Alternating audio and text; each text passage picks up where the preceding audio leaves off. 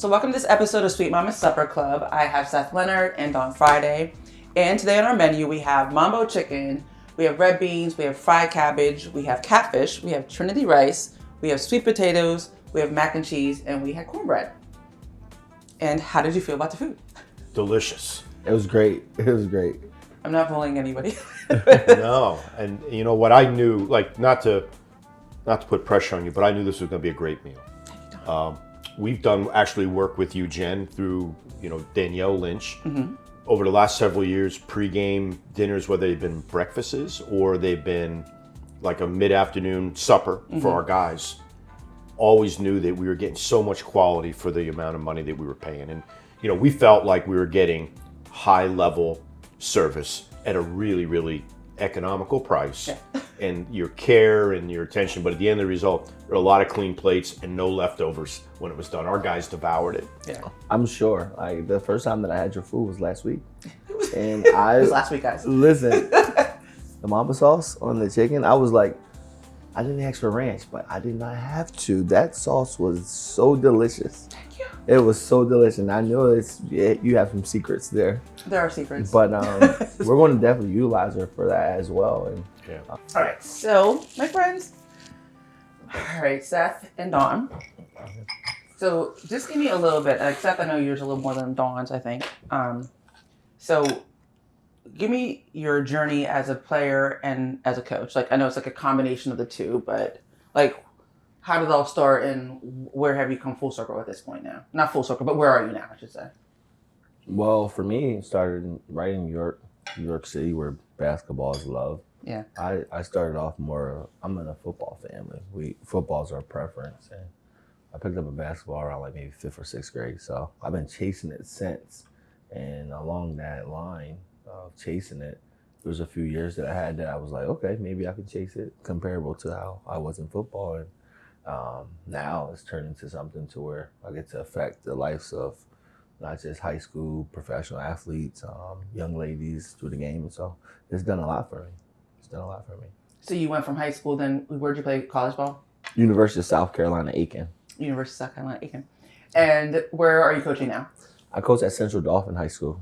Okay. And what did you do this year? I try not to say it, but a lot. I worked with Coach Don at his tournament. We had a championship there for MLK tournament. We won a district championship. We won a league championship and then a state title as well in the Class 6A for District 3. So he said this so modestly. Yeah. And could I add? Please do, Dawn. In a public school where when you look at the state championship pedigree of programs, those really good players, they're getting poached.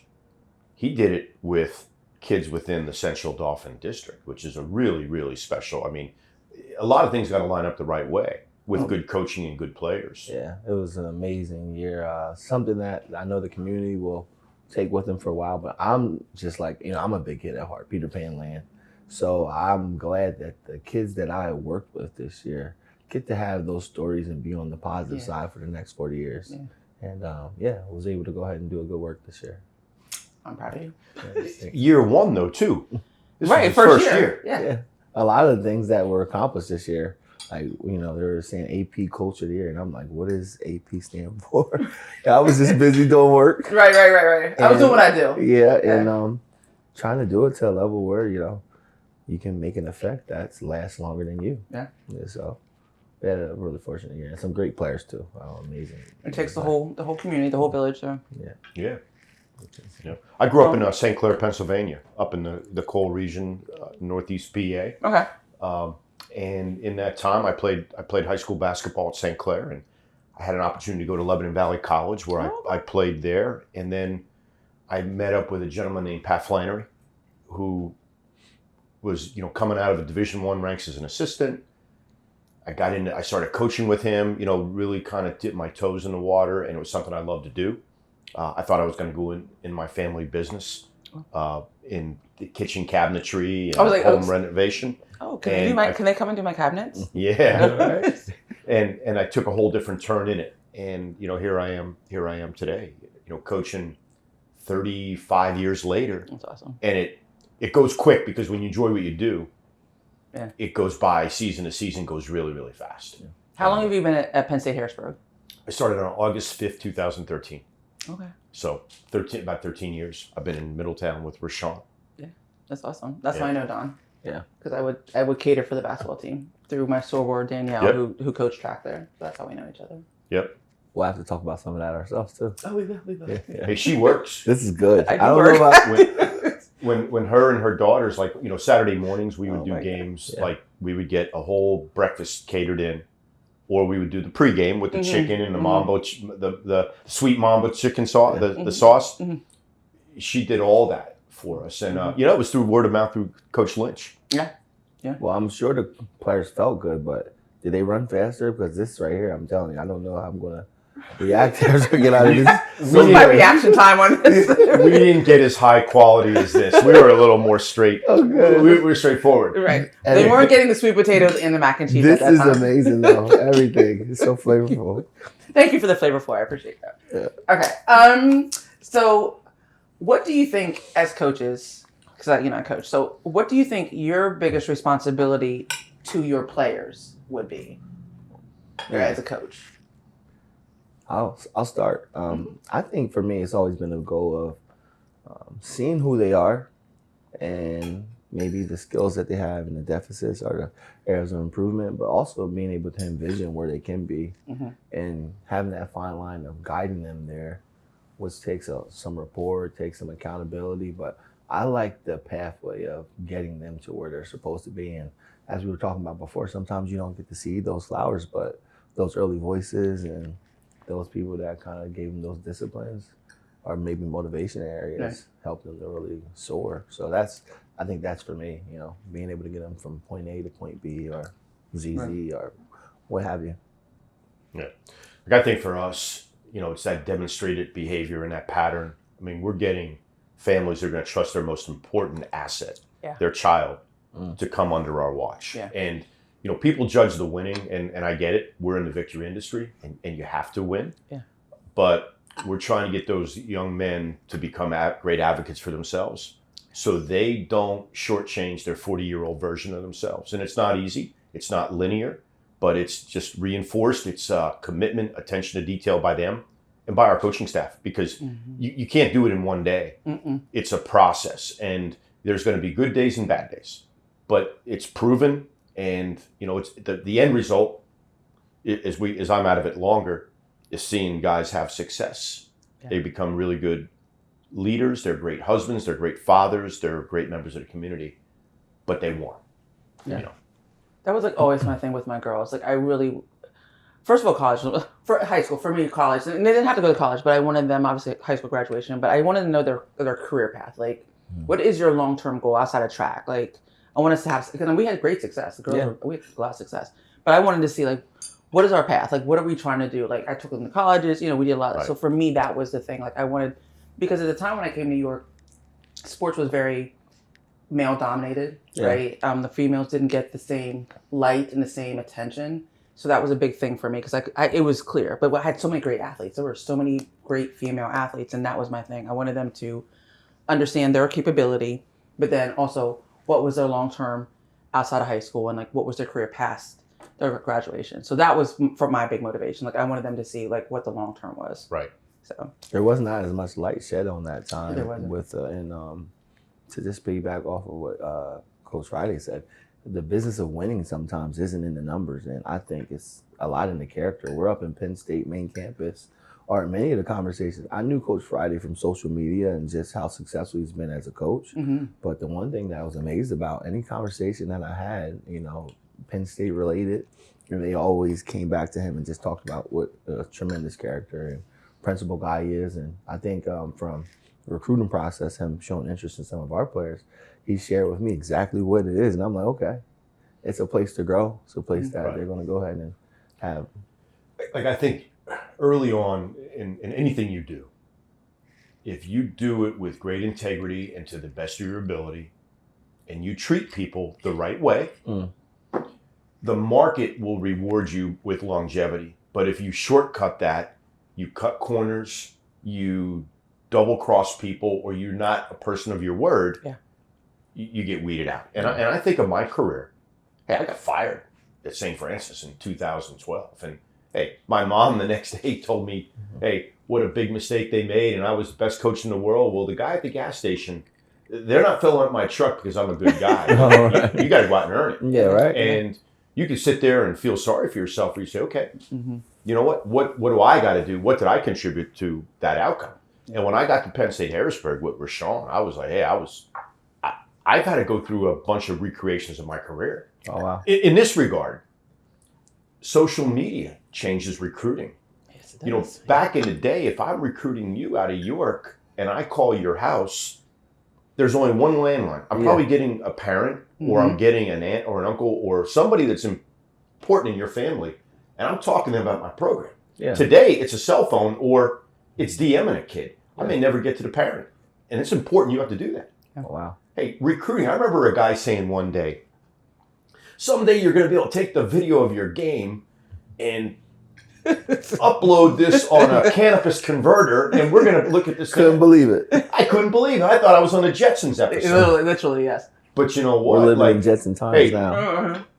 I park my car sometimes in Walmart, and I forget where I park it, but I'll tell you what, Gene was the FedEx driver in Lewisburg, PA, every morning during basketball season at 10 a.m. Yeah. We saw Gene with FedEx tapes of the games of our who we were going to scout. Oh, wow. Or we were meeting people on I-80 exchanging tape, Oh, man. See, that is so wild. right? So when a guy says he can't upload film, and a guy, come on, man. Yeah. Come on. Like, I've been sitting on the Interstate 80 in Du Bois, Pennsylvania, Not waiting Du Bois, for a guy, Pennsylvania, Don. and the guy's saying he's going to be in a Green Vega coming from Robert Morris, and we're making a deal on the side of the road. If the FBI's investigating us, we're saying, what are these mules doing, right? But that's the way it changes. It's been so, and it's been like exponential. It's like it's gone so fast, right? We started hearing that so fast. Yeah, as far right. as like that aspect of it. Right. Seth, at Bucknell in the day, the way you're built, man, it was smash mouth. Yeah. Run it tackle to tackle, right? Like it was like 3 around 2 and 2 guys in the paint, like playing bumper cars. And then, you know, we played that way. And then all of a sudden, it goes with Steph Curry and the Warriors and the influx of European, you know, space at 3 and, you know, shooting Football's threes, not right? allowed anymore in basketball. Yeah. And if you don't adjust to that, Yeah. if you're going to stay married to that, it runs you out. So like those things that you don't realize when you're going through it, but hey, you're The always evolution. changing and learning, and you have to change. You can't give up your values. That doesn't change. Who you are, the way you coach, your preparation, your integrity, your commitment. But what does change? You have to change your strategy. Sometimes you're thinking. Oh, man. Right? Yeah. No, you do. I think across the board. And the recruitment also, I think, changes. Yeah. It makes you better when you have to go away from something that you're used to. And I had a few of those words in this season where some of my mentors, my above board said, people watch you just like you watch them, and some things are going to have to be different. And you're going to have to do this. Yeah. And I'm like, recreate strategies. And, you know, it paid off. You know, just being able to know that if they're saying something, I could put it on the shelf for being true or them being in the right place and going against the strategies, the preparation of years of just being experienced with offense that I would prefer. So, yeah, the world is vastly changing. The one thing that I like, I don't want to think about the next 25 years, what it will be like, but Don't rush the it. one thing that I really enjoyed, integrity. My dad used to always say, integrity keeps you in a safe place. Yep. Some people say it's when people are watching. Some people say when people are not watching. But if you walk in integrity, good things tend to come to you. Right. And that's a tough thing to do in I this believe world. that. Absolutely. So, yeah, kudos to all your success and your humility, and even you, Ms. Easley. We appreciate you. Thank you. All right. So, as we move through, we're going to move into a little lighter. So, how do you feel LeBron's move will impact the NBA this season? It's already taken over social media. I've seen a few funny pictures. What do you think? He's embodying the Philly way. Like I almost cried when it happened. Did you? Like because I'm a diehard Sixers fan. Oh, wow. Okay. And Cat was excited, weren't you? 1983 was the last time we won an NBA. You know, when Oh, the I know. Sixers It's won been an a NBA group, yeah. title. Yeah. And my favorite players in that team, right? Moses Malone, Dr. Dr. J, J. Mark Ivoroni, Yeah. Andrew Toney, Mo Cheeks. 1983. And we've been going through a lot of like the Moses Malone trade to Washington for Jeff Rulin and They send Terry Catledge, right? Or we get rid of like the number 1 pick. Yeah. Brad Doherty for for the guy Hinson, right? Because that the other day was like amazing. And It was like Christmas in July, Don. yeah. And what the Sixers did to the Celtics, they had it coming. They fleeced us with Markelle Fultz. They bamboozled. They got us on that, right? We gave them a little dose of their own medicine back because Jaylen Brown, I mean, I was listening to the radio coming down here. And somebody tried to say, well, we'll see if Jaylen Brown's really a top 20 player. Like, do you realize what he did last year? Like 28 per. Sports people talking, like, if you talk long enough, like, they can convince you to say what he did last year wasn't real. The guy did it day in and day out. Yeah. Philly is going to be crazy this year. I just hope they do something with their facility. But the players and the coaches with that, and you're going to get this a little bit too. Every single day, the media, it's going to be like like those players, like they go to All-Star Weekend and it's a lot of buzz. It's going to be every day for them, coaches and players. Yeah, the media value and the ticket value, everything is going up in Philly right now. Right, that's a huge excitement for the city. Yeah, I think it's going to be really good. And he could have chose anywhere. He could have chose LA. He could have chose Miami. He chose Philly, and I think that to have him in Pennsylvania, a lot of kids are going to be blessed to be able to go and see him. Did you see the kids at the 6-man center calling him out saying, "Hey, you need to get down to the 6-man center and check this out"? I didn't, but that's so cool. We just played there this past summer, so it's going to be great. I know that. I'm going to try to make sure that our program benefits from it. Go ahead and take a trip up Everybody needs to benefit from LeBron coming. The restaurants, the hotels, like literally, I feel like it's an infusion of him, but I feel like it's also like an economic infusion for this whole region. I really believe that. Philadelphia is an important part of the basketball ecosystem now, big time. Yeah. And like they talked about it in Miami and Cleveland, where the teams really built the right way for him. Right, like because this is his last chance. Yeah, Philly hasn't won in so many years. Yeah, he goes there. They haven't gotten out of the second round since the double doink with Kawhi. Yeah, that was tough. If they win, his legacy is cemented. It's cemented now. Like let's be smart. LeBron. He's 41 and he's one of the still greatest players in the world. He's going to be playing at that level. Like it's not like he's rewriting history, and I think honestly. You talk about it being big for Philly. I think it's a huge appreciation to Kobe Bryant as well. Yeah, him and Kobe Bryant were very close, and think about him being from that area and the mentorship. People argue about the GOATs of times. There's GOATs at different times, but these guys, when they were playing against each other, not only were they battling, but they were really adamant friends and mentors. From Kobe to LeBron, or from Michael Jordan to Kobe.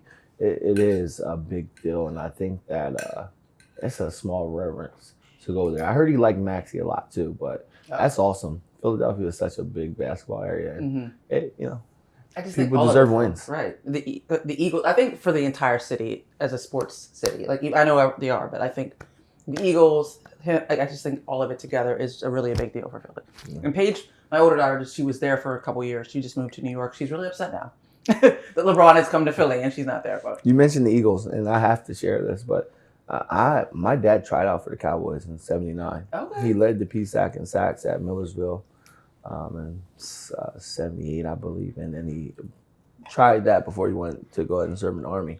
So I'm a Cowboy fan, but when the Eagles won, when the Eagles won, I was happy for you guys. I'm like, and happy for my brother. I'm like, man, he's been diehard and teasing us for years. It's good to see when people win. I'm a real competitor, but I really do like leadership in the sports. Mm-hmm. And at that time when y'all won, you guys had really good leadership. I mean, I'm a Steeler fan, but Paige decided that she's an Eagles fan. I just want to point out, she was raised a Steeler fan, guys, but she thinks she's an Eagle person now that she lived in Philly. So that's why she got that. But she's sad. Okay, we're going to do 2 more of these questions, and we're going to do are this or that.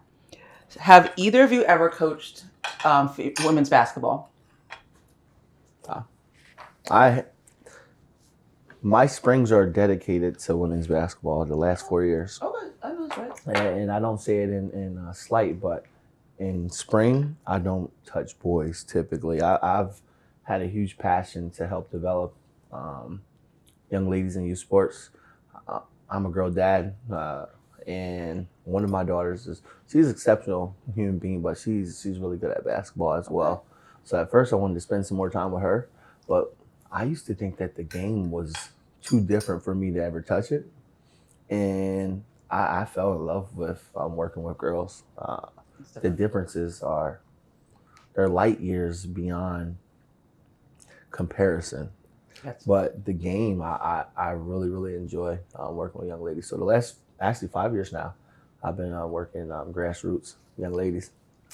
And I'm here for that. Yeah. Thank you, Seth. When I first started coaching in high school, Okay. I was helping out at Pottsville High School up in Schuylkill County.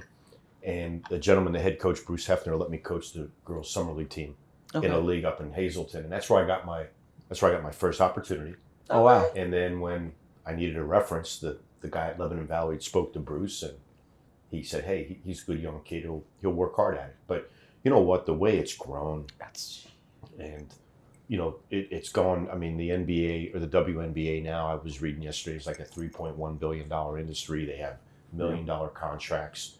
The level and skill is just off the chart. I seen a highlight of a girl dunking this morning. Like, who's to say that they can't accomplish just the same things that we can as men on the other side? So, and you know, with like anything else, like I think anybody, like any young person, they need role models, they need possibility models to see how it works. And these young girls are seeing people being, you know, in any sport, being far more, you know, competitive and far more successful, and they have people to look up to. Yeah. Like I used to think, I mean, I played in college, but I played in high school, and I thought, and then I know there's so many of my teammates were talented. And even at Penn State, my friends played basketball were talented. And then but at the time, again, I think you would agree, like there wasn't AAU for the girls. We weren't like, oh, let's do strength and conditioning for the girls. It wasn't, the collegiate level was, but not at the high school and middle school level. Like I have a former student. I see his daughter, this child's probably like 8 years old, and they have her like on the court every day. She's doing all the camps, and that just didn't exist at the time for the opportunities weren't there. Let me put it that way. And I'm just so happy that people are now embracing girls in that capacity in sports because it's so important. It's a beautiful time. It is a beautiful time. It's transition too. It's not the fact that people weren't ready for it, because I can remember when I started a professional franchise, a semi-professional franchise in 2014. And I thought about the opportunities of how young men come home from college and they don't have vast opportunities to play. I also at that time talked about how it's the same for young ladies, and I have not been able to establish that opportunity just yet, but it has been something I've been building. You know, the same network of guys that I have from prep to pro. I've been establishing that for young ladies, and hopefully within the next few years, we have something that gives girls opportunities here in the state of Pennsylvania to go ahead and travel and, you know, just continue to play and maybe be healthy while they're working in their careers. But it's a beautiful time in the WNBA, how it's grown this last few years. It's phenomenal. Yeah. And I like to see the attendance, because before, like years ago when they first, I mean, what it was 1998 or 99 when they 30, I think they're 30 years in existence now. Yeah. Okay. They used to have to go overseas to in the off season, right? Yeah. To supplement their income. Yeah, just to make the money. But just I think I'm just happy that the country as a whole, and honestly male fans as well, I think that was what wasn't infused at that time. Like men didn't see women as being real competitors and really as capable, not necessarily other athletes, but people outside of the sports arena. I don't think that they had the appreciation for women's basketball. And I think now you have this across the board appreciation for women's basketball and what women are capable of doing on the court. Yeah, I shouldn't say this loud and probably not on camera, but my girls, some of them skirmish against some of my younger boys groups. It's always been a strategy to advance them. And they're surprised when they score on them or when they beat them. And it's like, I told you guys that they can go, and they work on some advanced principles with us. So it's always encouraging to see. And, you know, guys naturally are just faster, stronger, taller, and move just a little bit quicker. So the skill set and how attention to detail girls are kind of make a a big difference in their game, and you're seeing that. There's amazing players on the WNBA side right now. Yeah. It's paying off, man. Yeah, my daughter used to say, girls don't play basketball. I said, no, they do, because she's seen just men's leagues. And I said, okay, I got to get her exposed to some girl basketball. So it's growing and it's good. I run a co-ed camp. Oh, wow. And I do up to 10th grade.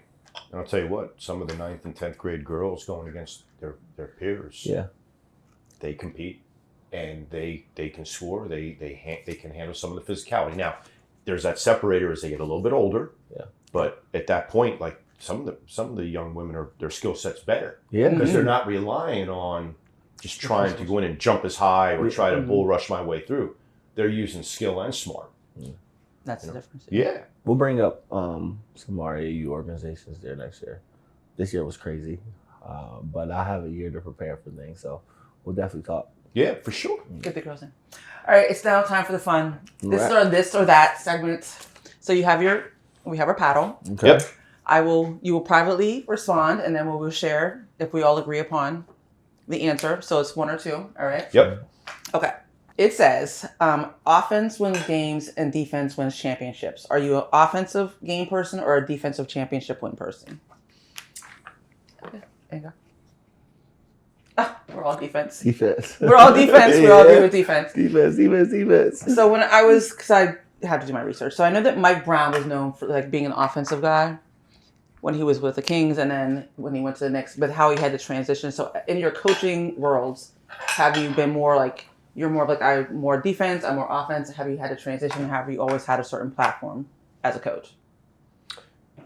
I'll be real quick. I think defensive translates a little bit easier because you're not always going to have really great scoring all the time and great offensive skill. So you have to have an identity with your defense.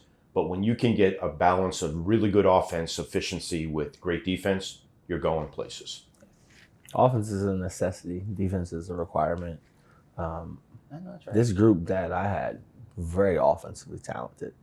We changed some things defensively, and it was some growing pains, and there was some great things that happened. But defense is something that you don't have to have the skill set. You have to have the will set for. Yes. And if you can put them in the right position to be successful, and they can, get the thing that you can reset on every play, effort, I think defense wins it for you every day.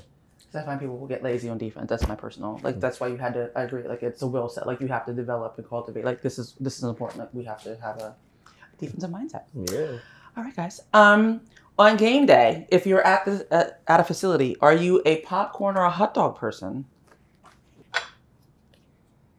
Popcorn. I'm hot dog. I love a good hot dog. Hot dog at a cookout. I love a hot dog at a game. What are we talking about? Hard choice. Oh my gosh, no. Okay. Now we're going to go into people. Are we Cheryl Swoops or Dawn Staley? Oh, you're Swoops? I'm Swoops. I'm love Staley. Swoops. That team was I mean, tough. I love them both. That team was tough. I love Dawn. Like, Dawn, come be on the show. Dawn, I love you. Cheryl, either one of y'all take the other person. I love Dawn. I love her as a coach very much. She is amazing as a coach. Did you see her reaction to LeBron? Yeah. She couldn't have been, she's like, I'm a Philly girl. What? Yeah. What is going on? A crossover ankle break or a chase it down block?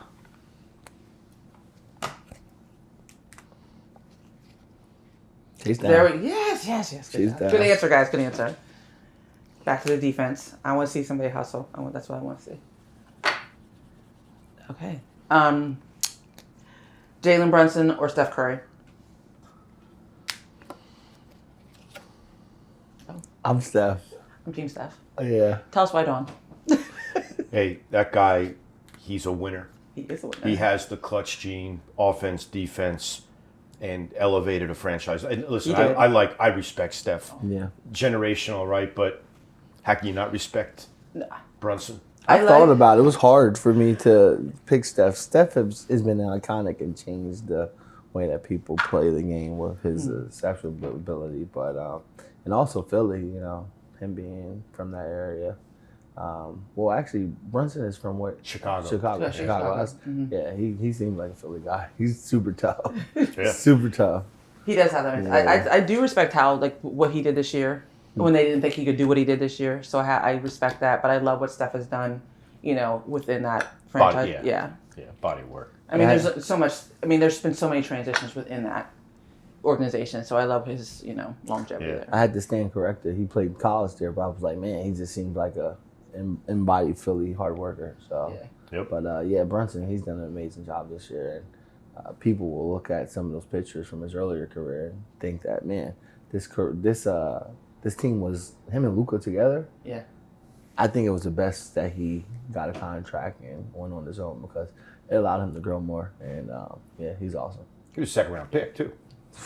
I think though, if you go to school in Philly, like he went to Villanova, I think you're a Philly person then. Yeah. Once you've experienced a school like at that level, I think you become that space. Seth, if you were the number one pick in the draft, would you take a guy who had crazy numbers, like stats, or would you take a guy that comes from a winning program? I'm gonna write mine down. Let me write mine down, Don. I'm winning program. Right? And I think about, Ben Simmons, Markelle Fultz as a Philly fan. Yeah. Marginal success, right? Tyrese Maxey, look where he was from. Proven winners or something that you can't. I said stats, but okay. Right? winning, and how many guys are being recruited from your program now, right? Hey, people don't want to recruit. There's a lot. Right. I told him, if you're going to score 40, 30, there's a lot of people that do that, but the coaches come to the last games. If we do this, if you win here, you won't have to worry about getting recruited. Right. So I said, you'll still. They're going to see you. Yeah, right. So. They're going to see you. Hey, talk to Vince and those guys, right? Excuse me. We pay our mortgage on winning. Wow. Right? Our mortgages are paid on winning. Man. I hope so. All right. Do you call it a sub or a hoagie? I think we're all subs. Sub, yes. I'm a sub person. Okay. This is kind of fresh for us. Would you pick the World Cup or the Olympics?